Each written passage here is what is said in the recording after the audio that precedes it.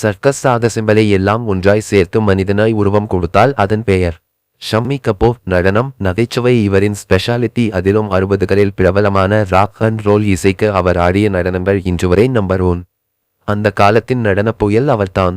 சாயலில் Elvis Presley போல இருந்த காரணத்தினால் என்னவோ அவரின் நடன அசைவுகளை தன் நடிப்பில் அப்படியே கொண்டு வருவார். பரபரப்புகளின் வாழ்வின் பைத்தியகாரத்தனமான கொண்டாட்டங்களின் இருப்பிடம் ஷம்மி கபூர்.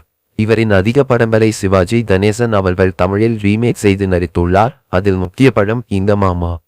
இவரின் துடிப்பான சேஷ்டைகளின் சாயல்தான் கரீனா கபூரின் நடிப்பில் தெரிகிறது.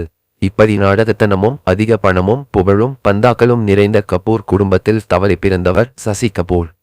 எளிமையின் அடையாளம் அவர். கபூர் ஆண்களின் சீன சாயல் இல்லாத ஒரு முகம், கூர்மூக்கு, அழகிய கண்கள், அரிசிப்பல், வசீகர புன்னகையை கொண்டவர். உப்பிப்போன கபூர் குடும்பத்து ஆண்கள் போல இல்லாமல் நன்றாக இஸ்திரி போட்ட சட்டையைப் போல கச்சிதமாக இருந்தவர் சசி கபூர். படங்களிலும் சரி நிஜ வாழ்க்கையிலும் சரி கண்ணியத்தின் மறுபெயர் சசி கபூர். பார்த்த 70களின் ஹாலிவுட் ஹீரோ போல் இருப்பார். அதே காரணமோ என்னமோ அதிக அளவில் ஆங்கில படங்களிலும் நடித்துள்ளார். ஆங்கிலேய பெண் ஒருவரையே மனமும் முடித்தார். என்னை பொறுத்தவரை அவரின் தோற்றம், வாழ்க்கை, தொழில் எல்லாவற்றையும் வைத்து பார்க்கும்போது அவர் ஒரு வெள்ளைக்காரரே தான். அவரின் தந்தை தோற்றுவித்த பிரித்வி தியேட்டரை வைத்து கொண்டு இந்தியாவில் நாடகத்துறையை வேறு அளவில் எடுத்துச் சென்றவர். இந்தியாவில் ஆங்கில நாடகமிற்கென்று ஒரு அடித்தளத்தை ஏற்படுத்தி கொடுத்தவர். நேரு பற்றி ஒரு படம் எடுத்தால் அதில் இவரை நேருவாக நடிக்க வைத்திருந்தால் தோற்றத்தில் கச்சிதமாக பொருந்தி இருப்பார்.